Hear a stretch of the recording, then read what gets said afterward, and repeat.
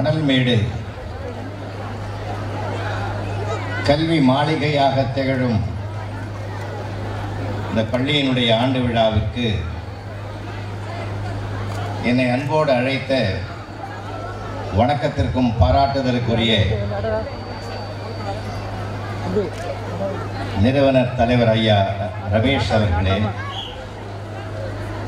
என்னை அன்போடு இந்த அவைக்கு அழைத்து வந்த கீதா மெட்ரிக் பள்ளியினுடைய நிறுவனர் அன்பு சகோதரர் சரவணன் அவர்களே, பள்ளியினுடைய இயக்குனர் பெருமக்களே, முதல்வர் அவர்களே, துணை முதல்வர் அவர்களே, இருபால் பேராசிரியர் பெருமக்களே,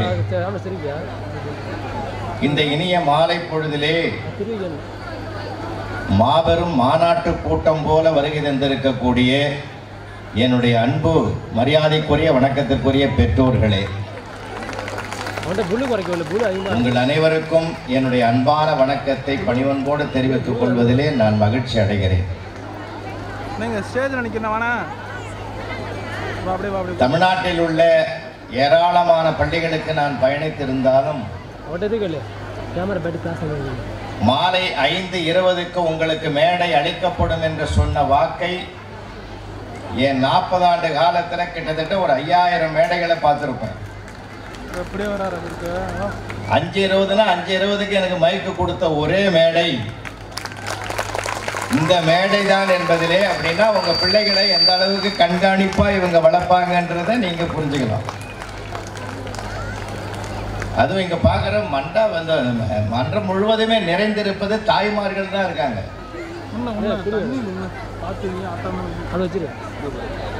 உண்மையிலேயே பெருமையா இருக்கு. சித்திரை வருஷ பொறுப்பன்னைக்கு காலையில 10 மணிக்கு சன் டிவி மூலமா உங்க வீட்டுக்கு நான் வருவேன். உங்க வீட்டு மருமகளை பத்தி தான் பேச போறோம்.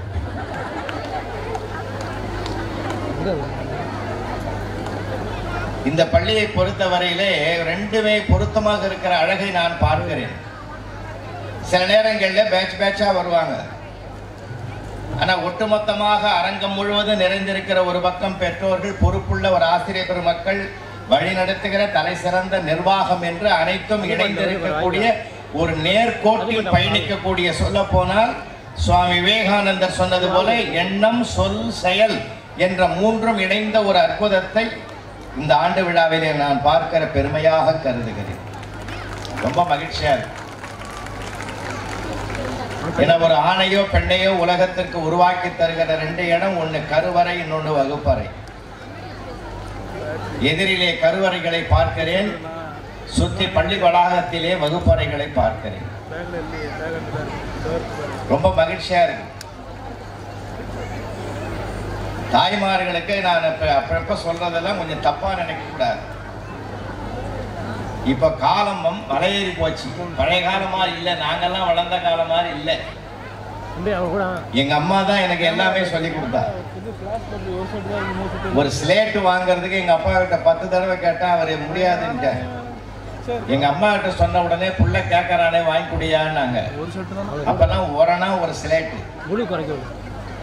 அந்த ஸ்லேட்டு வாங்காந்து பலப்பு கொச்சி காலனாவுக்கு 4 பலப்பம் கொடுப்போம். 3 உள்ள வச்சுட்டு 1 கையில் எடுத்து வந்தார் கொடுக்கறதுக்கு. அதுலேயும் பாதியை உடைச்சி என் கையில் கொடுத்து எதையும் எழுதாதரான்னாரு. அவ்வளோ நல்ல மனுஷன்.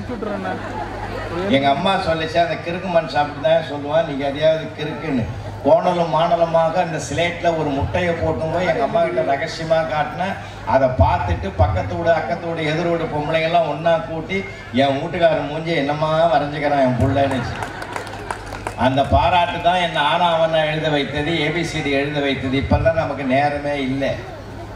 எப்போ பார்த்தாலும் யாரா இருந்தாலும் உள்ளங்கையில பிள்ளை வச்சிருந்த காலம் போய் இப்போ உள்ளங்கையில செல்ல வச்சுக்கிற காலம்.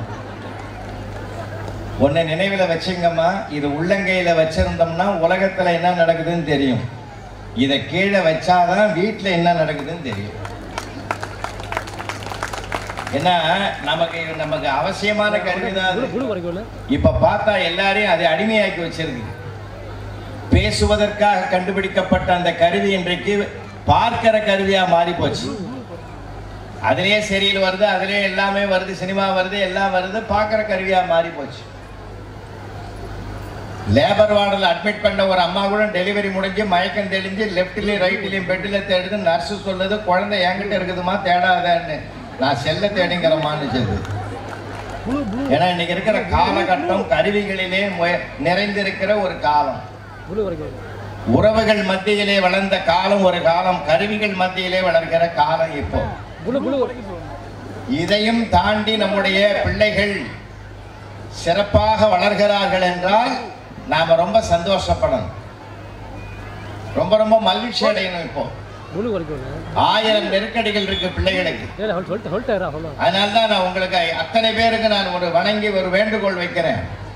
குழந்தைகள் வைரங்கள், அவர்களை திட்டாதீர்கள், தீட்டுங்கள், இன்னும் அவர்கள் பிரகாசிப்பார்கள். நம்ம ஊர்ல தான் குழந்தைகள் தினம்னு ஒரு நவம்பர் 14 கொண்டாடணும். அது எனக்கு பிடிக்காது. குழந்தைகள் தினம்னு ஒன்ன கொண்டாடுறதுல ஒரு நாள் இல்ல, குழந்தைகளை தினமும் கொண்டாட வேண்டும். அப்பொழுதுதான் மகிழ்ச்சியின் மையமாக குழந்தைகள் திகழ்ந்தால் அவர்கள் அறிவின் ஊற்றாக பெருக்கெடுப்பார்கள். குழந்தைகளை எப்ப பார்த்தாலும் நான் இருக்கிற நிறைய பெற்றோர்கள் இருக்கிறதுனால உங்களுக்கு அன்பா சொல்றேன், மார்க் குறைஞ்சாலும் கவலையே படாதீங்க, பிள்ளைகளுடைய மதிப்பு குறையாம பார்த்துங்க. ஏன்னா மதிப்பு தான் ரொம்ப ரொம்ப முக்கியம். அவன்லாம் என்ன பிரில்லியண்டா இருக்கிறான்னு தெரியுமா? ஒரு பையன் வீட்டுக்குள்ள வரும்போதே அவங்க அப்பா கிட்ட சலிச்சுக்கிட்டு சொன்னான், போப்பா என்னப்பா லைஃப், ஒரு மார்க்கில் போச்சுப்பா இங்கிலீஷ்லன்னா. போனா போது விடுறான்ட்டு வாங்கினதே ஒண்ணுதான், அப்புறம் தான் தெரியும். ஆனா வாங்கினது ஒண்ணுன்னு தெரிஞ்சா ஒரு அடிப்பாருன்னு சொல்லி அதை எப்படி டைலாக்ல மாத்தலாம் பாத்தீங்களா? அதை விட ஒரு பெரிய வேடிக்கை, ரியல் எஸ்டேட் பிசினஸ் பண்ற ஒருவர் அவங்க அப்பா ஹாலில் உட்காந்துங்கிறாரு. 3 மணிக்கு ஸ்கூல் விட்டு பேப்பரோட உள்ள வந்தா அவர் இருப்பாருன்னு இவருக்கு தெரியாது. படியேறும் போதே பதறி போயிட்டான், இந்த மனுஷன் போட்டு வாங்கிடுவாரு என்ன பண்றதுன்னு சொல்லி உள்ள போன உடனே ஒரு டைலாக் பண்ணாம பாருங்க, அவரை கட்டி பிடிச்சிங்கன்னா, டேடி நான் மேத்ஸ்ல 100க்கு 100 வாங்கினா என்ன நினைப்பேன்னா ஹார்ட் அட்டாக்கே வந்தாலும் வந்துருண்டான்னார். அப்படிலாம் உனக்கு வரக்கூடாதுன்னு தான் 30 வாங்கியிருக்கிறேன். அவர் எழுந்து நீயாவது ஒருத்தனை என்ன புரிஞ்சுங்கிறியான்னு சொல்லி அவனை பாராட்டினார். ஏன்னா சூழ்நிலையை தனக்கு பாதகமாக இருந்தாலும் சாதகமாக்கி கொள்ளுகிற புத்திசாலித்தனமும் அவனுக்கு இருக்குது பத்தியா, அதுவும் வேணும், படிப்பறிவும் வேணும், ரெண்டும் வேணும். இப்ப இந்த ஆண்டு விழாவில் கலைக்கு முக்கியத்துவம் கொடுத்து நம்ம பிள்ளைகளை கூப்பிடுறாங்க. ஆடல் பாடல் காட்சிகளிலே பிள்ளைகள் தங்களை ஐக்கியப்படுத்திக் கொள்ளுகிற போது அவனுடைய சுய அறிவும் வெளிப்படுகிற ஒரு இடம். சாதாரணமா நினைக்காதீங்க. இந்த ஆண்டு விழாவை பொறுத்தவரையில எல்லா இடங்களிலும் சிறப்பாக செயல்படக்கூடிய பிள்ளைகளை திடீர்னு அவனுடைய பிரசன்ஸ் ஆஃப் மைண்ட், சமயோசித ஞானத்தை நாம அப்ப தெரிஞ்சுக்கலாம். உங்களுக்கு நான் ஒன்று சொல்றேன். 1972 நான் ஸ்ரீபெரும்புதூர் பள்ளியில முதலாக அப்பாயின்மெண்ட் ஆகி அந்த ஆண்டு எனக்கு ஒரு 20 நிமிடம் எனக்கு ஒதுக்கி கொடுத்தாங்க ஒரு நாடகம் போடுறது. அது வெறும் பாய்ஸ் மட்டுமே படிக்கிற ஸ்கூல். அதுல 6ஆம் கிளாஸ் பையனை ஒருத்தனையும் 7ஆம் கிளாஸ் பையனை ஒருத்தனையும் 8ஆம் கிளாஸ் பையனை 3 பசங்களை தேர்ந்தெடுத்து 8ஆம் கிளாஸ் பையனை வந்து துச்சாதனாவும் 7வது பையனை படிக்கிற பையனை கொஞ்சம் சவப்பா ஒல்லியா இருப்பான் அவனை வந்து பாஞ்சாலி பொம்பளை வேஷம் போடுறதுக்கு தேர்ந்தெடுத்து 6ஆம் கிளாஸ் படிக்கிற சின்ன பையனை கிருஷ்ண பகவானா தேர்ந்தெடுத்து ஆளாளுக்கு ஒரு டைலாக் எல்லாம் கொடுத்து ரிகர்ஸ் எல்லாம் பார்த்தா பிரமாதமா பண்ணாங்க. கிருஷ்ணன் நான் நடிக்கிற பையனுக்கு என்ன சொன்னேன், இந்த மாதிரி ஸ்கிரீன் போடுவாங்கடா மேடையில, ஸ்கிரீனுக்கு பின்னாடி ஒரு பலகையை போட்டு உன்னை உயரத்தை உட்கார வச்சு உங்ககிட்ட ஒரு 5-6 புடவை கொடுத்துட்றேன். நீ என்ன பண்ற, அந்த துச்சாதனா நடிக்கிறவன் வந்து பாஞ்சாலியா நடிக்கிறவனுடைய புடவையை உருவுற மாதிரி பாவனை பண்ணுவான். ஆண்டவா எனக்கு துணி கொடுத்து உதவுன்னு அந்த வசனம் வரும். நீ அப்போ ஒவ்வொரு புடவையா கீழே விட்டுக்கிட்டே இருந்தான்னு ஓகேன்ட்டான். நாடகம் 7 மணிக்கு வரும்போது அவனை 5:30 மணிக்கு மேலே ஏற்றி ஒரு வாட்டர் பாட்டில் ஒரு பிஸ்கட் பாக்கெட்டு எல்லாம் கொடுத்து அவனை உட்கார வச்சுட்டு வந்தோம். 7 மணிக்கு நாடகம் வந்ததுங்க. இவன் என்ன பண்ணா, பாஞ்சாலியா நடிக்கிற பையன் புடவையை கட்டின்னு வந்தா, அந்த துச்சாதனுக்கு சொல்லி கொடுத்துக்கிறேன், புடவையை உருவுற மாதிரி பாவனை பண்றா, உருவிடாது. ஆனா வந்தா மலமளவனில் வந்தா ஆடி விளைப்பட்ட தாதினி உன்னை ஆள்பவர் அண்ணன் சுயோதனன் சரசர்னு உருவி போட்டான். அந்த பையன் பேண்ட் சட்டையோட நிக்குது. அப்ப என்ன பண்ணா, அவன் ஆபத் பாண்டவா அநாத ரட்சகா கோவிந்தா கண்ணா ஆடை கூடன்னா. இந்த பையன் என்ன பண்ணிட்டான், நேரம் அவன் அந்த பிஸ்கட் சாப்பிட்டுட்டு தண்ணி குடிச்சிட்டு அது தூங்கிட்டு, அத்தனை புடவையும் தலைக்கு வச்சுன்னு பார்த்து தூங்கிட்டு இருக்குது. அது எழுந்திருக்கவே இல்லை, புடவையும் வரல, ஒன்றும் வரல. ஆனா கீழே நிக்கிற அந்த பையன் என்ன பண்ணா தெரியுமா, அடுத்த செகண்ட் அந்த சூழ்நிலையை தனக்கு சாதகமாக்கிக்கிட்டான். ஆபத் பாண்டவா, அநாத ரட்சகா, கோவிந்தா, மாதவா, யாதவா, கேசவா, மதுசூதனா, முரளிதரா, இந்த பாவி துச்சாதனிடத்திலிருந்து என்னை காப்பாற்றுவதற்கு ஆடைகுடை என்று உன்னை நான் வேண்டினேன், என்னை ஆண் பிள்ளையாகவே மாற்றி விட்டாயேன். அப்ப கூட்டமே கை தட்டி பாராட்டுச்சுங்க. இது நான் எழுதாத வசனம், அவனுக்கு உள்ளே ஏற்கனவே இருக்கிற அறிவனுடைய திறமையில் எழுதப்பட்ட வசனம். இந்த மாதிரி நம்ம பிள்ளைகள் புத்திசாலித்தனமா நிறைய காரியங்கள் பண்ணுவோம். நீங்க அந்த மாதிரி காரியங்கள் பண்ணும்போது அவனை தட்டி கொடுத்து பாராட்டுங்க, ஊக்கப்படுத்துங்க.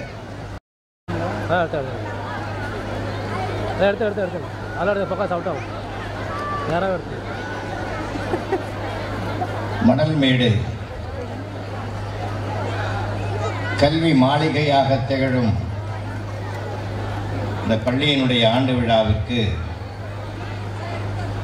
என்னை அன்போடு அழைத்த வணக்கத்திற்கும் பாராட்டுதலுக்குரிய நிறுவனர் தலைவர் ஐயா ரமேஷ் அவர்களே, என்னை அன்போடு இந்த அவைக்கு அழைத்து வந்த கீதா மெட்ரிக் பள்ளியினுடைய நிறுவனர் அன்பு சகோதரர் சரவணன் அவர்களே,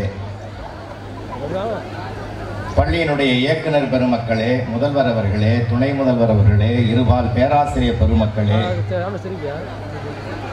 இந்த இனிய மாலை பொழுதிலே மாபெரும் மாநாட்டு கூட்டம் போல வருகை தந்திருக்கக்கூடிய என்னுடைய அன்பு மரியாதைக்குரிய வணக்கத்திற்குரிய பெற்றோர்களே,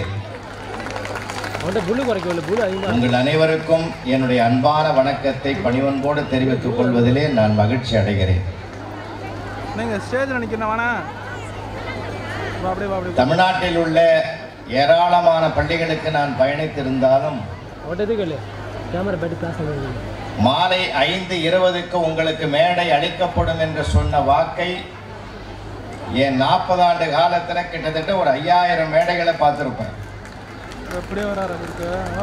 5:20னா 5:20 எனக்கு மைக்கு கொடுத்த ஒரே மேடை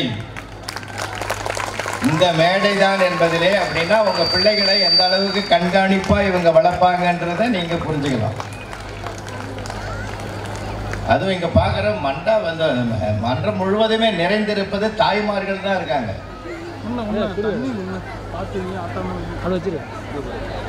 உண்மையிலேயே பெருமையா இருக்கு. சித்திரை வருஷ பொறுப்பன்னைக்கு காலையில 10 மணிக்கு சன் டிவி மூலமா உங்க வீட்டுக்கு நான் வருவேன். உங்க வீட்டு மருமகளை பத்தி தான் பேச போறோம்.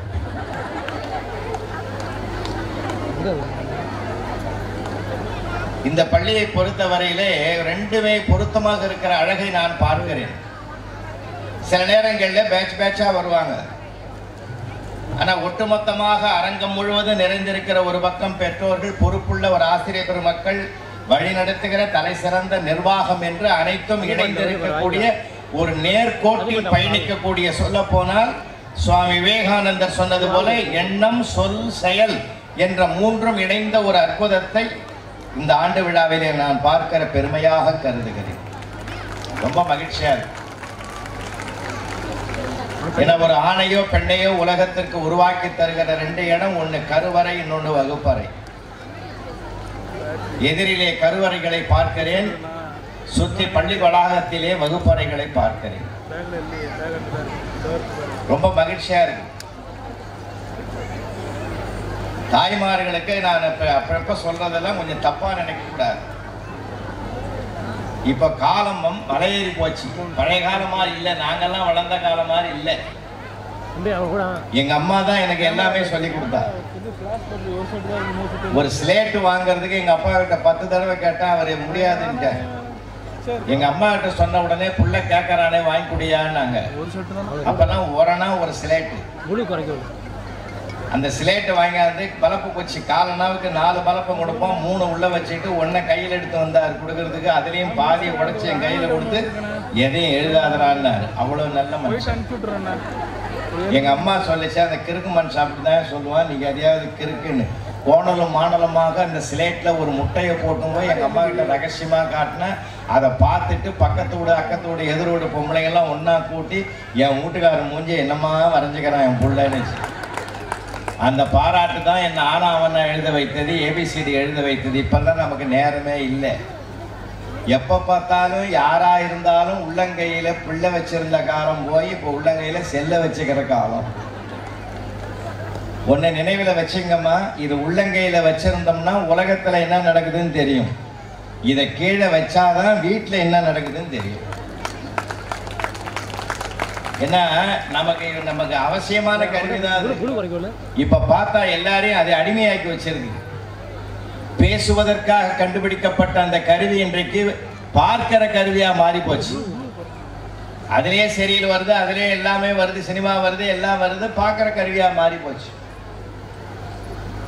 லேபர் வார்டில் அட்மிட் பண்ண ஒரு அம்மா கூட டெலிவரி முடிஞ்சு மயக்கம் தெளிஞ்சு லெப்ட்லயும் ரைட்லயும் பெட்டில் தேடுது. நர்ஸு சொல்லுது, குழந்தை என்கிட்ட இருக்குதுமா, தேடாதேன்னு. நான் செல்ல தேடிங்கிறமான்னு சொல்லுது. ஏன்னா இன்னைக்கு இருக்கிற காலகட்டம் கருவிகளிலே நிறைந்திருக்கிற ஒரு காலம். உறவுகள் மத்தியிலே வளர்ந்த காலம் ஒரு காலம், கருவிகள் மத்தியிலே வளர்கிற காலம் இப்போ. இதையும் தாண்டி நம்முடைய பிள்ளைகள் சிறப்பாக வளர்கிறார்கள் என்றால் நாம ரொம்ப சந்தோஷப்படணும், ரொம்ப ரொம்ப மகிழ்ச்சி அடையணும். இப்போ 1000 நெருக்கடி